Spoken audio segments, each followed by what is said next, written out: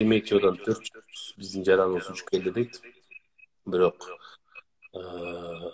калгандарчы азыркы учурда жазып атышат, мисалы квартплатабыз азыр бизди жакында чыгарат деп. Апрелдин 14-ү дегендер бар, апрелдин 27-си ушундай. Апрель ичи Москва иштейт, эч ким эч жака чыкпайт, көчөгө чыкса штраф алат. Анан эми кантип биз ошондой бир чети мамлекетти күнөөлөп алганда да туура эмес болуп калат. Болгону ушул суроолорго биз жооп беришсе, кандай бир жыйынтык чыгарсак, тыянак чыгарсак, мен бүгүн Адилет менен да сүйлөшүп калдым. Биздин Адилет облата.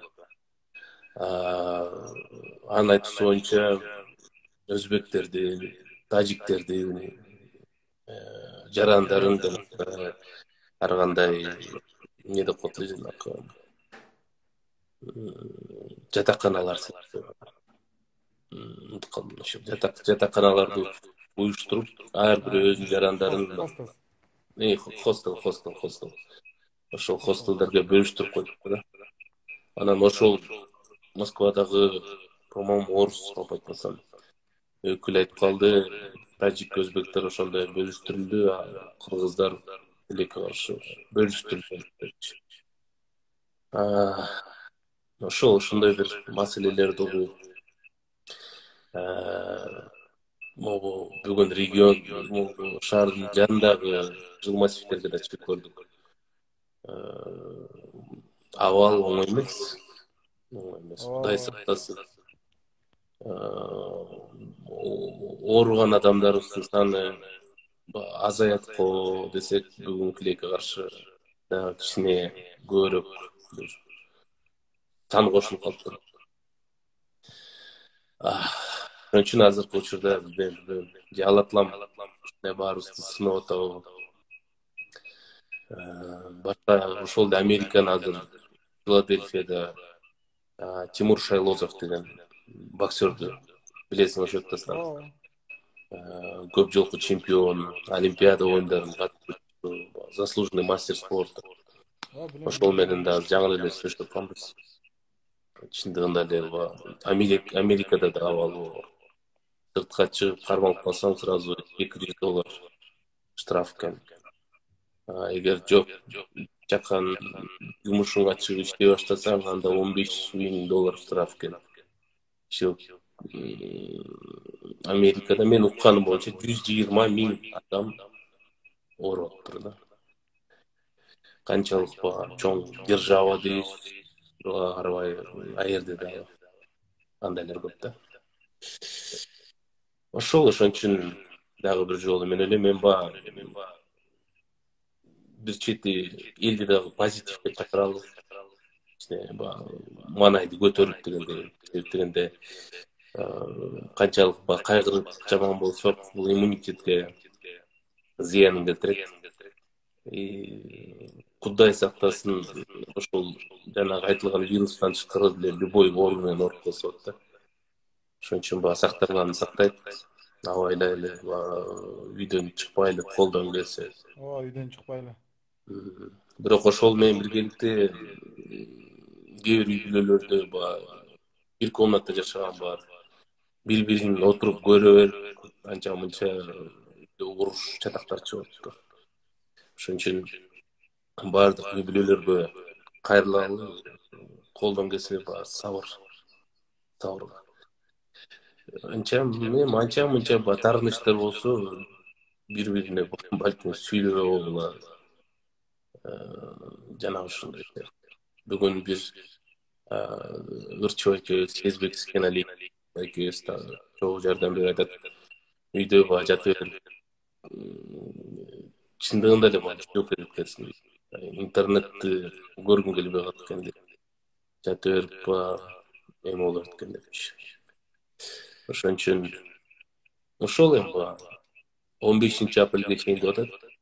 Балким созулуп кетсе кыйын болуп калат. Бирок эми кызматтабызбы, кызматта. Кыргыз үчүн акыркы машинебизди сатсак дагы тойгузганга даярбыз. машинелерди сатсак да кыргыз үчүн кызмат кылганы.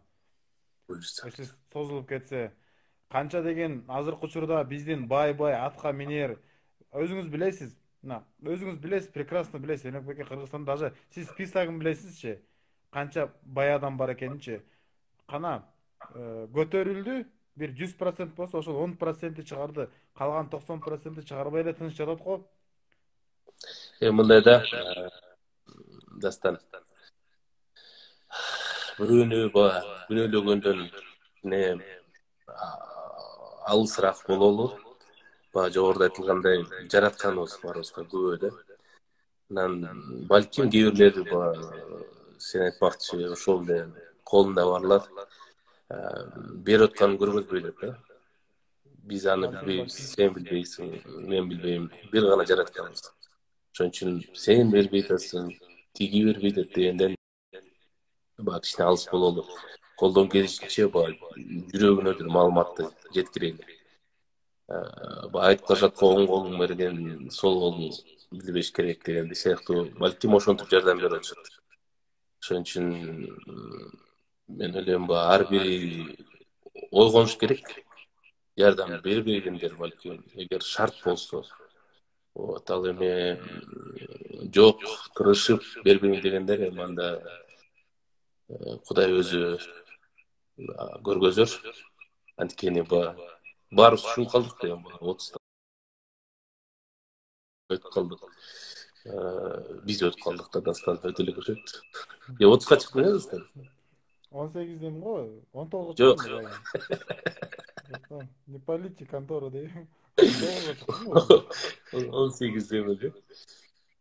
Жок, 18десиң паспорт боюнча. Мындай келбетиңди карасаң 30тан ашкан чоң эле киши. Жок, келбет азыр просто карантин болот да, келбет.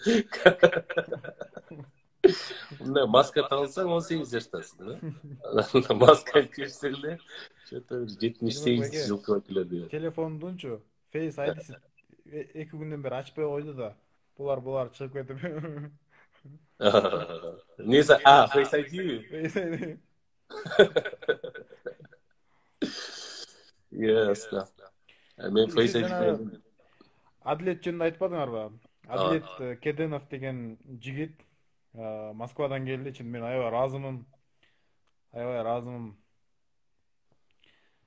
Ушундай өз келип эле Кыргызга кызмат кылып, өз оту менен чыгып, оту менен кирип, гүлү менен чыгып атат. Ыраазыбыз ага.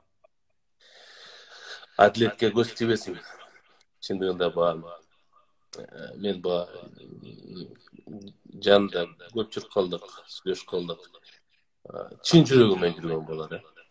Аябай аракет кылып, жардам берип, переживать этип, колдон келишинче. Анан биз бүгүн 9-күн экен, 10 күн мурун Адилет байланышып, ушундай Эрмек байке жардам берип атабыз, таратып атабыз дегенден, келбейсизби дегенден, өзү бир күнгө эле чакырган. Анан барып жардам берүүнү айттым. Адилет, мен каалайм силер менен чогуу болоюн 15-июлда. Үйдө отура бергенде эмне жагынан өтүп кетебиз да. Кудай сактасын, биз деле күнүгө больницага барабыз, күнүгө штабтар менен жолугабыз, милиция кызматкерлери менен жолугабыз, жылмасивтерге чыгып атабыз. Кудай сактасын. Биз деле иштеп бүткөндөн кийин кайра эле үйгө келип атабыз. Үй бүлөбүз бар. Коркунуч бар да. Бирок эми намаз окуп, ошо Алла Таалабыздан сурап аракет кылып атабыз. Колдон келишинче. Ошондуктан ошол жерде биздин командабызга да ыраазычылык. Жалпы Адилет Элзар, Баяман Шантан деген жигиттер, Бакыт Байсалиев, Бакусе деп машыналап эркелетип атабыз, менеджерибиз деп. Анан ошол чыгармачылыкта чакан шернебиз бар, ошого группага жазсам балдар бири-бирден күндөр тандап бөлүшө алабыз да. Мен бул күнү чыгам, мен бул күнү чыгам деп. Ошол колдон келишинче келип атышат, айтып атышат. Ошол анан эми Мен ойлойм баягы чыгармачыл адамдардын баары эле эс алган жок. Ооба. Өзүнчө бир жардам берип атышат, аракет кылып атат. Ар бирибиздин жүрөгүбүздө бар да, кыргыз деген бир даам дейбизби, иши бир элбиз да, бир элбиз. Бул күн да өтөт, бул күн да өтөт. Бул күндү дагы мен тамашалап айттым. Оорулардын баары бүтүп, карантин бүтүп, баары жакшы болуп калат да. Бир блок жүшес сатып алып, анан бири-бирибизге чачалып элчи. Ошондо сен да кел. Дастан. Болду, болду. Жүше салуу 1,5 литр. Учурдан пайдаланып, азыркы бизде жаңыдан кошулуп аткан, жантан бери эфирде отуруп аткан бир туугандарга, бизнесмендерге, колунда бар бир туугандарга кошулгула, жазгыла, чалгыла, өзүңөрдүн ниетиңерден Алла ыраазылыгы үчүн туурабы Нурак беке? Ооба.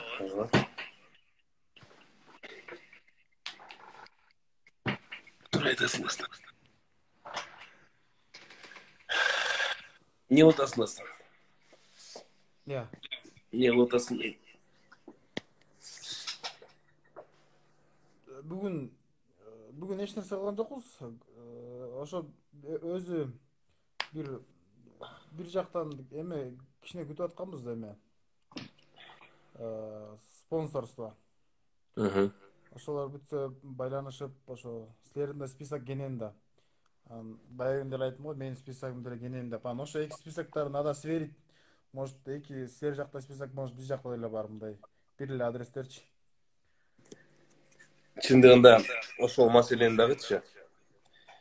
Биз команда менен сүйлөшүп отуруп калабыз. Бир мындай эме болсо болмок да. Единый бир база болсо болмок да.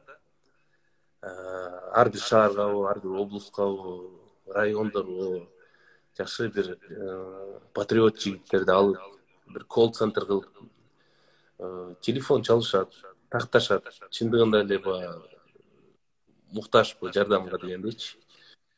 Ошондой списоктор түзүп, анан бардык волонтерлор бизге кошулган, силерге кошулган, дагы ар кандай башка балдар бар болуп турат.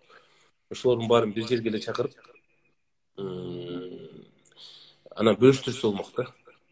Могул жерди силер мисалы 1-күндөн 7-күнгө чейин